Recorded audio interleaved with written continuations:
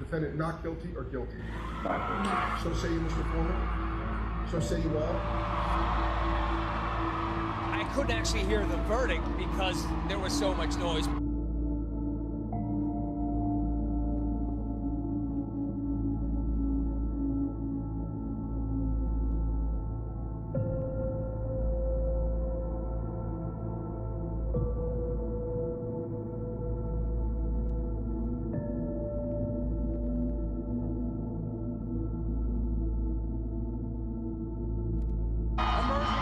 Courthouse, they're waving to the crowd. They're making that hand gesture and sign language of love.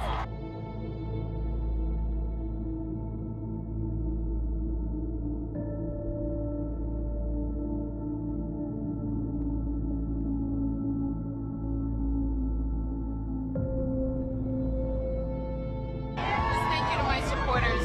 They pulled us through on their backs. Thank you. When Karen Reed stepped out of the courthouse, it was supposed to be over. The fight, the fear, the uncertainty, all of it. A clean victory for her, her team, and the thousands who had never stopped believing in her innocence.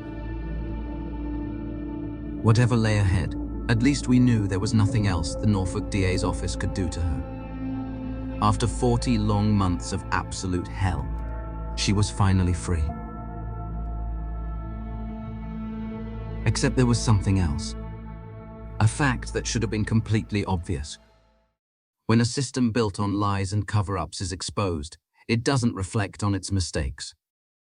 It retaliates. An update on the Karen Reed case tonight. Special Prosecutor Robert Cosgrove is asking a judge to order Reed to provide passwords for 2 of her phones. That's so authorities can look for evidence of possible witness interference. Sources tell us District Attorney Michael Morrissey is trying to indict her on the same charges that a grand jury already chose not to indict her on last year. He wants to see if Reed conspired with Aiden Carney, the content creator known as Turtle Boy, to intimidate witnesses in her now concluded murder case. The harassment of witnesses in the murder prosecution of Karen Reed is absolutely baseless. What they're saying right there, Morrissey sucks. Michael Morrissey's a scumbag. Michael Morrissey's a scumbag. We're not stopping. Michael Morrissey wants to stop, but we're never. Look at these people ain't stopping. Long story short, they're trying to drag Karen into that by adding a conspiracy count against both of them. Cosgrove is also serving as the special prosecutor in the Commonwealth's case against Aiden Kearney, the blogger better known as Turtle Boy. He's pleaded not guilty to witness intimidation charges. Let me tell you who Morrissey is. Morrissey is the... In order to fully appreciate who Michael Morrissey is, we first need to understand who he used to be. He was elected to the Massachusetts House of Representatives in 1976 for the 3rd Norfolk District, at just 22 years old. This begins a 34-year run as a Beacon Hill insider. Building a reputation as a reliable Democratic machine politician, holding seats on multiple committees, and becoming part of the long-standing Norfolk County political network. Serving in the House continuously until 1993. From there, he was elected to Mass State Senate for the Norfolk and Plymouth District for the next 18 years, all the way till January 2011. This cemented him as a veteran, establishment figure in Massachusetts politics. With his vast network behind him, he makes the final move of his until now wildly successful political career, a move that hands him immense power and even greater responsibility.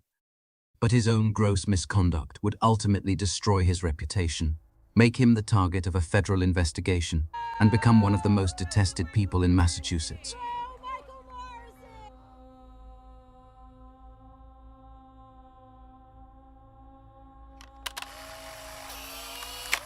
Here, he stands with disgraced former Stoughton Police Deputy Chief Robert Devine. Sandra Birchmore, then 23 years old and 3 months pregnant, was found hanging in her apartment in Canton, Massachusetts. But it is the decade of exploitation and deceit and corruption that came before that turned what looked like a simple suicide into an all-out murder case brought by the feds. The admiration led her to form relationships with men who were willing to take advantage of her. Engaging in a, quote, near decade-long scheme of grooming and repeated assaults. And multiple investigations and hearings involving police in the neighboring town of Stoughton.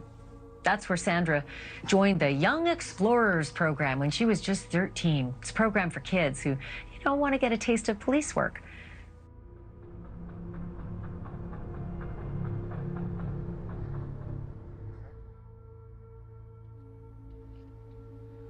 What's that?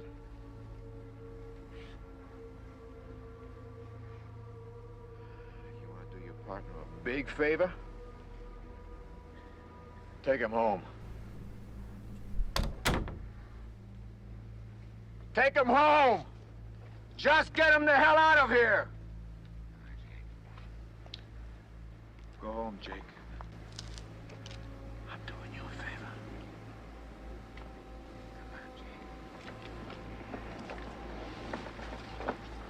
Forget it, Jake. It's Chinatown.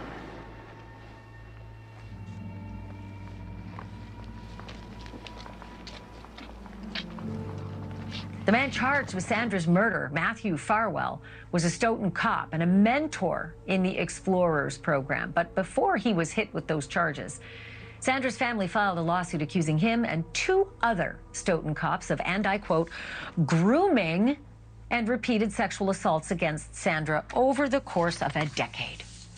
Those other 2 cops, now former cops, are Matthew Farwell's brother, William Farwell, and Robert Devine, the former deputy chief of the Stoughton Police Department and leader of the Explorer program. As federal probes intensified into Birchmore's death, leading to charges against Matthew Farwell, Morrissey's office has inexplicably declined to pursue state charges against anyone involved, and still publicly denies that Birchmore's death was a homicide, despite the overwhelming evidence of yet another cover-up. This time, it appears his detectives suppressed critical evidence and declined to scrutinize the conduct of their fellow officers.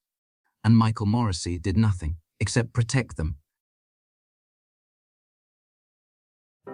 Only one candidate has all it takes to be Norfolk County District Attorney. Michael Morrissey, a leading trial attorney for 25 years. He's written the tough laws to take criminals off our streets. The only one with 3 decades of experience working with community groups to prevent crime. And the only one with a legal management experience to run the county's prosecution team. And the only one fully responsible for all of the prosecutorial decisions. He covered up the murder of Sandra Birchmore. He covered up the murder of a Boston cop. He falsely charged Turtle Boy. And his greatest achievement of all is elevating the complete disgrace named Michael Proctor, who under his watch has put at least 20 cases in legal jeopardy. And even now, he remains fixated on punishing Karen Reed for exposing his disastrous criminal mismanagement and the wreckage his leadership has left behind. He is, by far, the greatest ongoing threat to justice in Norfolk County. Michael Morrissey, you must be out of your fucking mind. By the time Karen Reed was being arrested and framed for murder, Michael W. Morrissey was entering his 12th year as Norfolk County District Attorney, and his 46th year inside the Massachusetts political machine, a well-regarded and well-connected career politician operating at the height of his power. What has motivated this persecution of me is power. Motivated by power. They had all of it, and Karen had none. To them, the idea that a woman from Fall River could threaten their place in the Massachusetts elite was completely unthinkable. She had no access to Beacon Hill, no favors to cash in, no powerful friends to call. The one man who could have stood up for her was already gone, buried with a bagpipe procession and a police honor guard. They weren't worried. This was a situation they believed they could easily control. Yet over time, proving her own innocence meant exposing them for what they were, a self-protecting circle of despicable liars. She took away their power. Her case shattered their credibility, leaving a public that despises them and wants severe repercussions. However, no accountability has been taken. Instead, they blame her, and her alone, for everything. All the negative attention, the police firings, news articles, documentaries, Aiden's activism and reporting. All of the protests. The fact this video exists at all And you're watching it, according to them, is somehow Karen Reid's fault. The district attorney's office is not accustomed to a criminal defendant fighting back in the way we have prior to trial. What usually happens when the prosecution brings charges is they detail the allegations at an arraignment in court, and as a result, their narrative and theory of the case becomes widely reported, while the defendant and the defense team remain relatively quiet. The district attorney's office is quite accustomed to always controlling the narrative in pending cases. And as long as the prosecution gets to control the narrative in the press, they have no problem with what's being reported. But of course, this case has been different. On May 24, 2023, Karen and her legal team began holding press conferences on the steps of the courthouse after each hearing. You're likely familiar with this now famous clip, where Karen speaks for the first time. Said it feels we're the only ones fighting for the truth of what happened to John O'Keefe. And me and my family and my attorneys and my team have marshaled every resource to get to the truth. It just feels like no one else wants it. And Karen, just to be clear, you didn't do it. We know who did it, Steve. We know. And we know who spearheaded this cover-up. You all know. Yes, we do. And no, she didn't do it. No, she didn't do it. This is an innocent woman. She didn't do it. I tried to save his life. I tried to save his life at 6 in the morning. I was covered in his blood. I was the only one trying to save his life. And this was also the first time Aiden began asking questions of the third-party culprits, in person, beginning with Matt and Jennifer McCabe. What are you hiding? What did you do? Why did you delete all those phone calls, Ms. McCabe? Why did you delete all those phone calls? Why did you delete your Google search, Ms. McCabe? And despite the fact that Karen Reid, her team, and journalist Aidan Carney were operating well within their rights, the Norfolk DA hated that they were so effective at speaking the truth directly to the public, and were desperate to make it stop. We know this because the Commonwealth requested a gag order 2 months later. The prosecutor requested the defense team no longer speak to the media. It just seeks to prohibit counsel addressing the media or addressing the merits of the case within the media or using the media.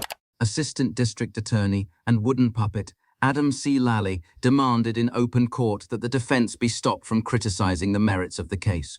Even by this early date of July 25, 2023, public interest and public outrage had exploded, and of course the Norfolk DA's answer to stop it was to violate their constitutional rights. Hyperbole, or the language that's been used on the steps of this courthouse in reference to the Commonwealth having its foot on the defendant's throat.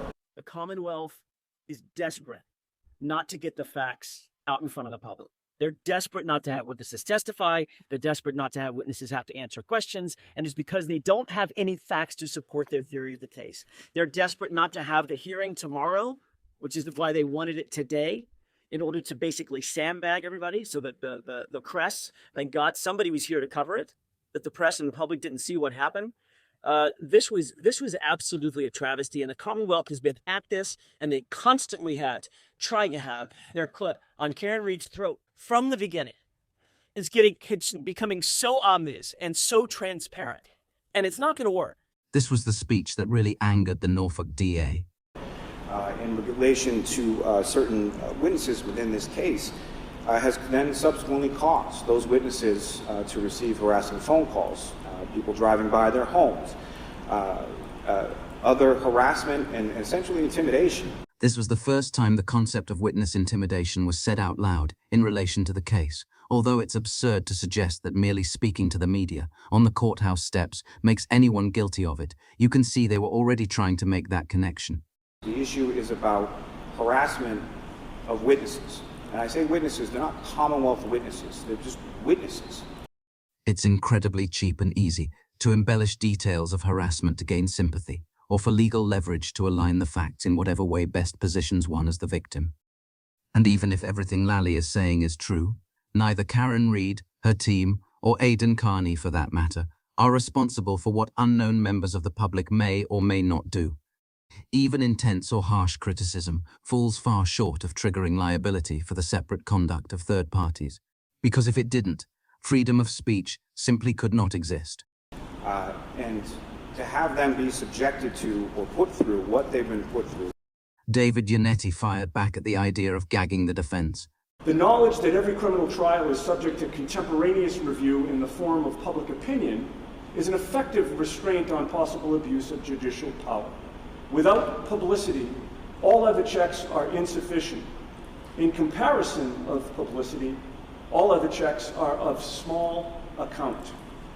Public awareness and criticism have even greater importance where, as here, they concern allegations of police corruption. Again. Well, this is certainly awkward. Sitting in the audience that day, listening intently, were Yuri and Tully, both implicated in the accusation of a cover-up in this case. By now, they must have been getting very worried. The FBI had already visited Jennifer McCabe a few months prior, and Aiden was now fully dedicated to covering the story, breaking shocking new revelations on a daily basis. Every single show he put out was required viewing. It wasn't true crime. It was like living inside the biggest corruption story of the century and watching it unfold around you. And every new piece of information just made them look more and more guilty. I have 3 words for this court. 3 words forming one question. How dare they? How dare the prosecution try to prohibit defense counsel from doing our jobs? How dare they ask this court to take away our First Amendment right to free speech? How dare they try to trample on my client's 6th Amendment right to a fair trial and her 14th Amendment rights to due process of law? How dare they? While David Yannetti addressed the court, Aiden and Karen Reed supporters filled the courthouse steps outside. And then a few people realized something unsettling. We were being watched. Or more specifically, Aiden was being watched.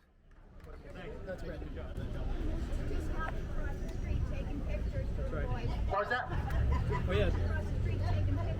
Which two? Right, well, see right there, so that green thing? Hey, say it, 5-0, say something 5-0. Is that 5-0 over there too, the girl? No. Why don't you just come across the street if you're gonna take...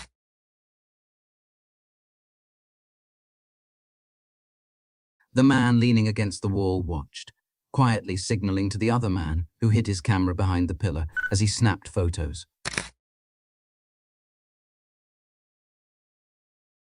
Looking back, it's obvious they were monitoring everything Turtle Boy was doing and saying. And this man looked out of place too.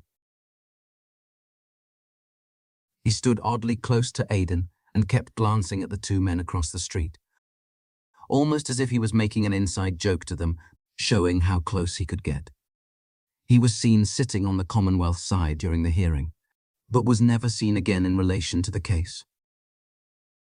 The gag order was denied, presumably because Judge Canone couldn't find a legitimate legal reason to do it, and her decision had been made only days after the defense argued she should recuse herself. She knew the bias in her decisions would be under a microscope. The Commonwealth could rest easy, knowing she would continue to have their backs when it came to the really important judgments. No evidentiary hearings, no dismissals, no consequences for the prosecution's legal misconduct. They were free to take risks that other judges would never tolerate.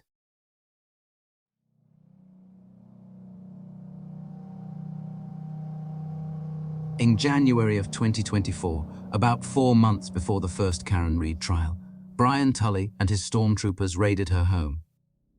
Aiden was sitting in jail after his bail was revoked on his own bogus charges, and despite having absolutely no evidence of any conspiracy between them, prosecutors were still desperate to tie Karen and Aiden together. They had been tracking her movements as she traveled in and out of state for her pre-trial hearings. And when they knew she was back in Massachusetts, they surrounded her home and demanded she open the door immediately. You see, the criminal Commonwealth had a plan. They wanted to charge Karen with witness intimidation before her first trial. It would paralyze her defense and make her look guilty in the eyes of the public, poisoning the jury pool before she ever set foot in court. Negative press they could blast across the airwaves. Did you direct Turtle Boy? Back up! In their Gestapo-style raid, they took possession of exactly 2 Apple iPhones. The Commonwealth's propaganda arm immediately ran with the story, and they didn't hold back. Welcome back to opening statements. There was a shocking new development in the murder case involving defendant Karen Reed. Now, on Wednesday, State police seized 2 phones belonging to Karen Reed, and this is in connection to an ongoing investigation into witness intimidation.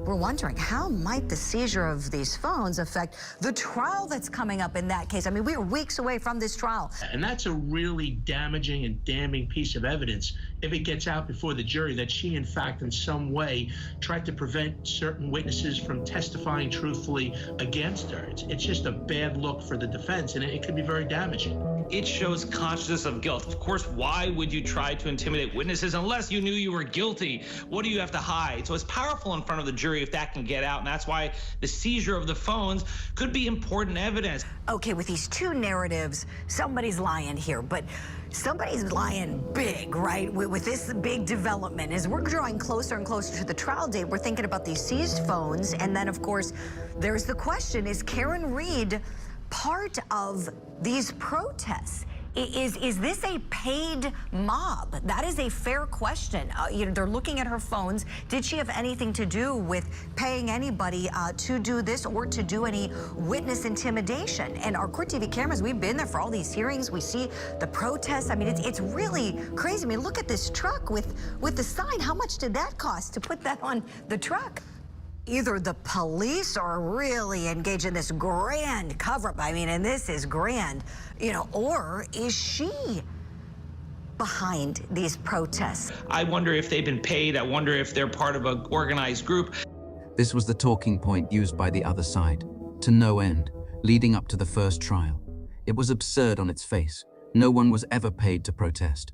What you see on the screen is the public's natural reaction when corrupt officials are caught red-handed framing an innocent woman. I'm sure when her attorneys get a chance to speak, perhaps today about it, we've been reaching out to them after the news broke last night. Surely they're going to say, well, this is a continuation of the narrative we've already put out there, that, you know, she is a victim of this cover-up. That's exactly what it was. A continuation of the Commonwealth doubling down on its own crimes, thrashing in pure desperation as their ship was sinking. But they had one major problem. The first trial was closing in fast, and if they wanted to arrest her again before it began, they had to rush those charges to a grand jury. There was no time to break into her phones, no time to analyze anything, so the plan had to move forward without them. Pint-sized bridge troll special prosecutor Ken Mello teamed up with future ex-cop Brian Tully to present charges to a Norfolk County grand jury, alleging that Karen Reed conspired with blogger Aidan Carney to intimidate witnesses in her murder case. The grand jury, of course, declined to indict her. It's extremely uncommon for any prosecutor to lose a grand jury. There's no defense attorneys in the room. Grand jurors are presented only one side of the case. They presumably didn't believe a single word Ken Mello was saying. But having no evidence of a conspiracy didn't stop Commonwealth prosecutors, as well as their witnesses, from pushing that narrative from inside the courtroom during both of Karen's trials. It wasn't just last night when Attorney Jackson and his colleagues appeared on a documentary where Miss Reed talked about speaking frequently to Mr. Carney, sharing anything public with him.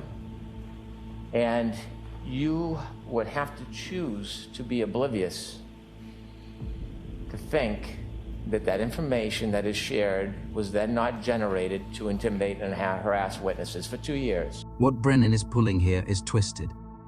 He's lobbing an allegation at Karen Reed with nothing to back it up. Because if he did, he wouldn't be relying on suggestion.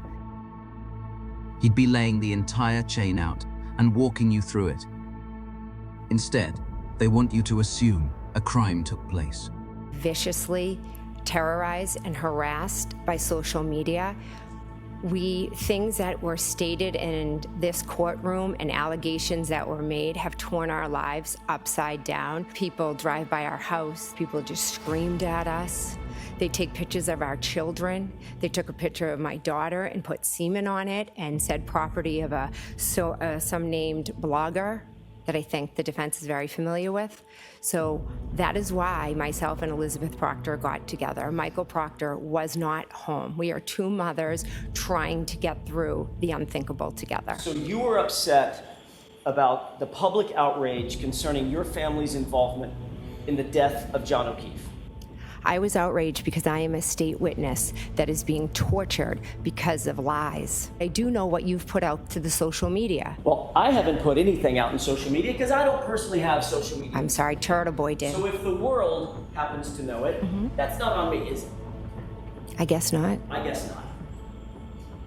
So you indicate that the harassment that you just described, this terrible harassment that you just described, started in about April 2023, correct? Correct. That was around the time that there were public hearings concerning this Google search, is that right?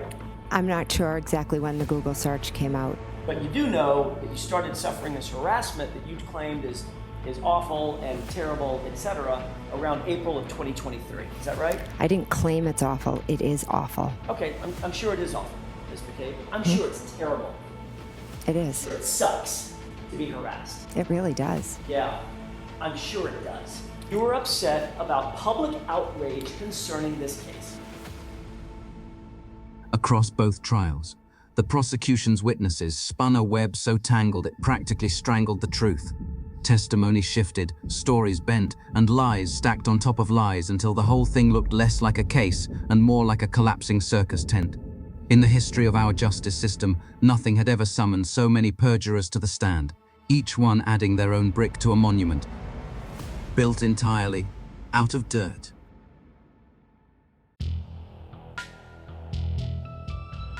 This brings us back to where we started.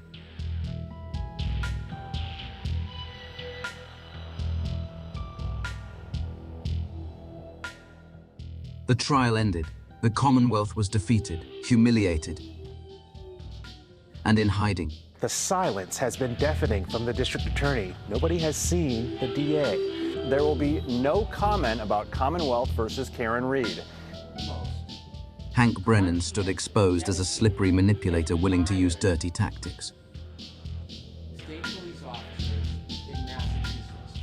He released a statement expressing disappointment, saying the evidence pointed to only one person.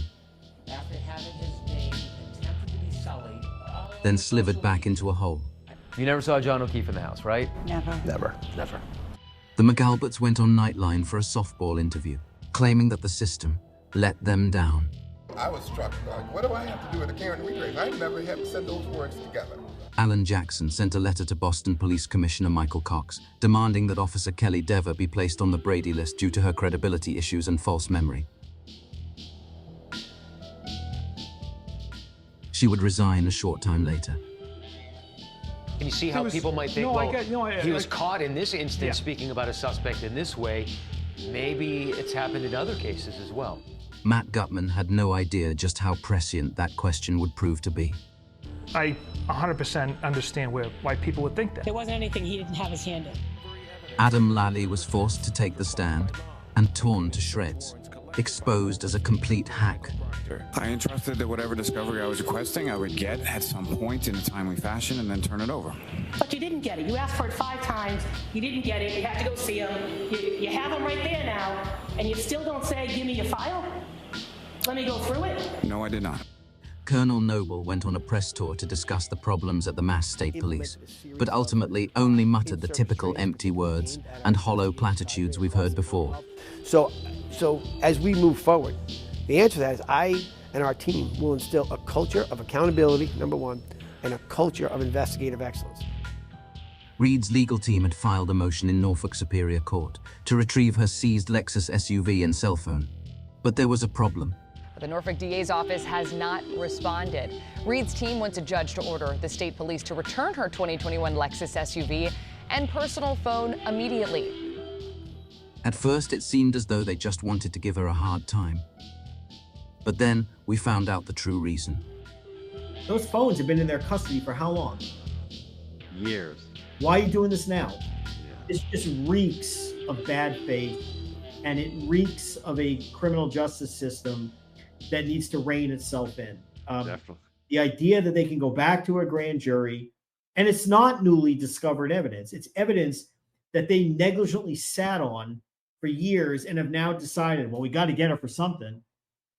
You would have to be crazy if you try post-acquittal to indict Karen Reed and Aidan Carney for witness intimidation. You see, everyone knows that once her legal obligations are finally over, she'll leave Massachusetts and never look back. And who could blame her? They have only one card left to play. One weak thread they can still pull. That's why, after sitting on her phones for 2 years without doing anything, it suddenly became important. We can only hope that the Commonwealth doesn't do more damage than they've already done. But there is hope for the future. Recently, things took a sudden turn that no one was expecting. A new challenger stepped into the race for Norfolk District Attorney. A true nightmare candidate for the corrupt players in this broken system. I leave you with this. Everyone deserves to live in a community where we feel safe, where we have trust in our leaders to serve with competence, integrity, and professionalism. My name is Adam Deitch. I grew up in a community with safe streets, good policing, and faith that those in power were honest, hardworking public servants. Until 10 days ago, I served as a federal prosecutor in Boston. I took on cases throughout Massachusetts: bank robberies, gun and drug cases, child exploitation, cyber stalking, and all kinds of fraud. But what I've spent most of my time doing is trying to root out public corruption in our state, including and especially right here in Norfolk County. I left my job in the U.S. Attorney's Office because when I see a problem, I want to solve it. Over the course of my career, I've learned that the overwhelming majority of police officers and prosecutors work hard and do the right thing. I've also been proud to stand shoulder to shoulder with members of law enforcement who work tirelessly to keep our streets safe. But I also know there can be grave consequences when they don't. I've seen firsthand what happens when police and prosecutors take shortcuts, rush to judgment, and then stubbornly won't consider other possibilities. That's what's been happening in Norfolk County for far too long. That's why I'm running for Norfolk County District Attorney as a prosecutor, not a politician. Norfolk County deserves leaders we can be proud of, who serve with honesty, transparency, and accountability. This campaign is about more than electing a new district attorney. It's about building a culture of accountability and integrity where professional police work protects victims, not insiders, and where we follow the evidence no matter where it leads or who it implicates. That's the standard I've lived by prosecuting corruption throughout Massachusetts, and that's exactly what I'll do as the next Norfolk County DA. Together, let's build a district attorney's office we can be proud of,